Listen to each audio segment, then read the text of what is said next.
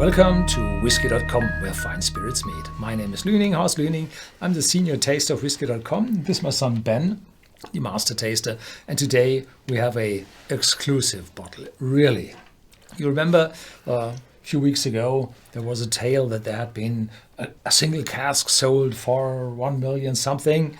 And today we here have a bottle from a single cask from Macallan. And this bottle is priced, well, we are still below 2,000, but not that far. And this cask belongs completely to us.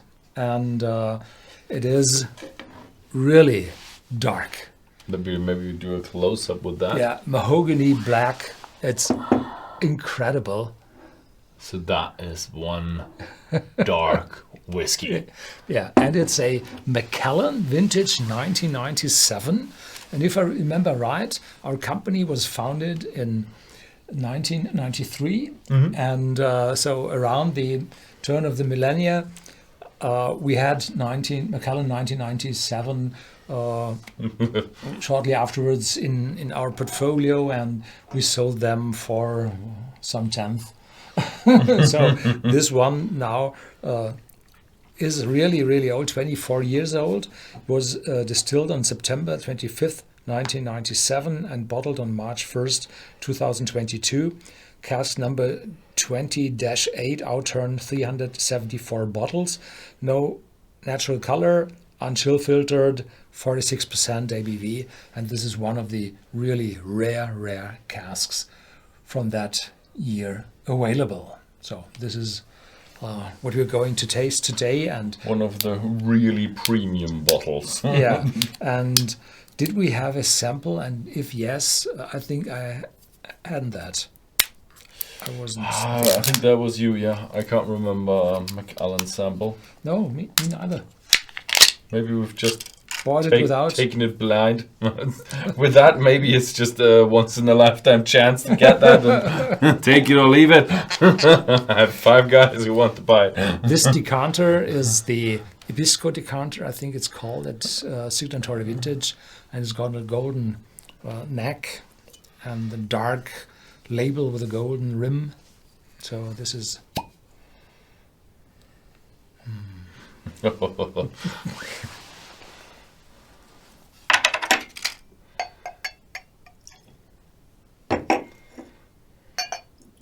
Don't drop, otherwise every drop is a dollar.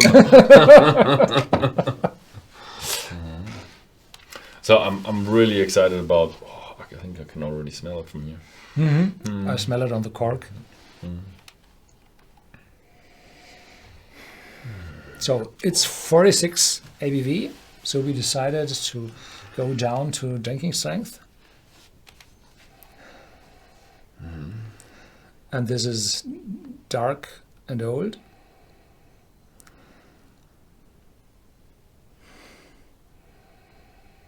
And you need a little bit because the alcohol is not that strong to really come through.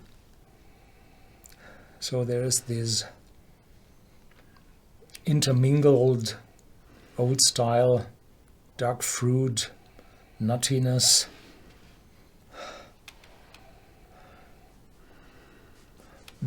Now it's opening. Yeah, and now there's dark fruitiness arising.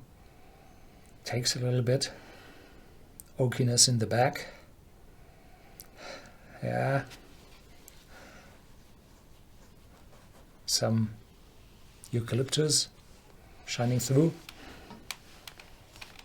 Now, your turn. Yeah, this is a tough one. There is a lot in there. And I do have, the first thing that sprung into my mind was marzipan.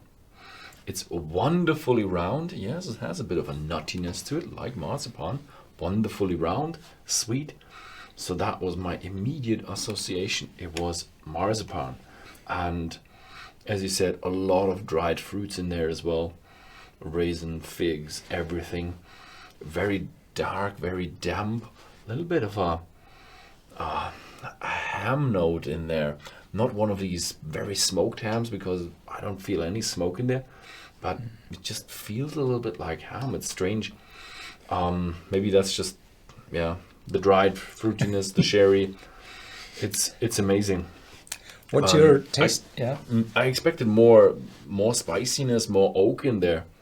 So it does have some of it, not that much. As the chances are, I just had with my afternoon coffee, I had 2 pieces of marzipan in dark chocolate, and probably that paralyzed my tongue for that taste. And now where you say it, yes, it is. Mm-hmm. And it's not the nuttiness I felt, it's almonds. Yeah. Yeah. Cheers. Cheers.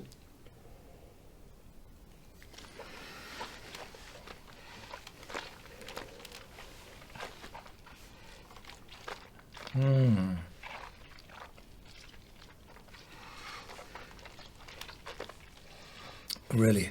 Wow. That's wonderful. That's an oiliness in it with a strength and mouth-watering, cladding, spiciness in the aftertaste.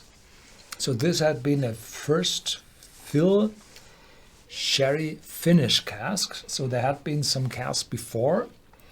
They do not write on the label how long it took for the finishing, but I would suggest several years. So getting that dark. And there hadn't been 2 old casks before. So probably you have a mix between 12 years of some refill casks and 12 years of this sherry cask, because I'm lacking this old chewing oakiness, which sucks your tongue, which gives this light bitterness and sourness. That's not here. It's a wonderful long aftertaste without these extreme of oakiness. The aftertaste is rather smooth, I would say. It's it has that nice feeling that you still get a little bit from that sherry, and that just fades out with that chocolatey almonds, nuts, roasted nuts goodness that is just wonderfully round and easy. I have to say, I'm a bit lost. I probably didn't listen to you that much because I've just lost a little bit in that flavor. Is just amazing and overwhelming how a lot of oiliness in it. So the mouthfeel during having the whiskey on your tongue is wonderful. It's very, very nice. I have to say, it's a bit strange. They got a pretty good cask in there as well. First, and you said it's a finish with first fill sherry hogsheads. No. Hogshead? No. Hogshead. What? First fill sherry hogshead finish. But so that's fresh from the sherry. And for 24 years, that feels a lot older. Feels like a 30-year-old, 35-year-old.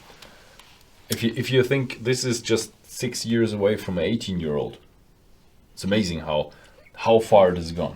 Yeah, but you lack the bitterness of those old sherry cask maturation.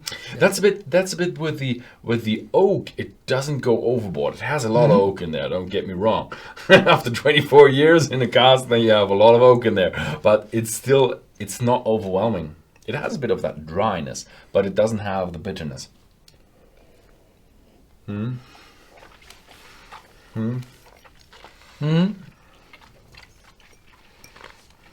So, this is just 374 bottles, so now it's 373 bottles left. And I think we will go with this over some seasons because it's so expensive. We paid for that cask, you can't believe it. But we're going to go out with this bottle is going to get into a lot of little bottles and going to be sold in little bottles. Yeah. So maybe it might get an award, and maybe then it is empty. Okay. So Okay. I keep that. I won't throw it away. Yeah, me too. Yeah. So that was it. Amazing exclusive whiskey for Whisky.de. Really, really interesting. So have you ever tried one of these really, really, really dark whiskeys? Is that too much for you when you have such an old maturation? Have you ever tried a whiskey that was over matured? Write it down in the comments below. I would be really interested. Yeah, that was it. Thank you very much for watching, and see you next time.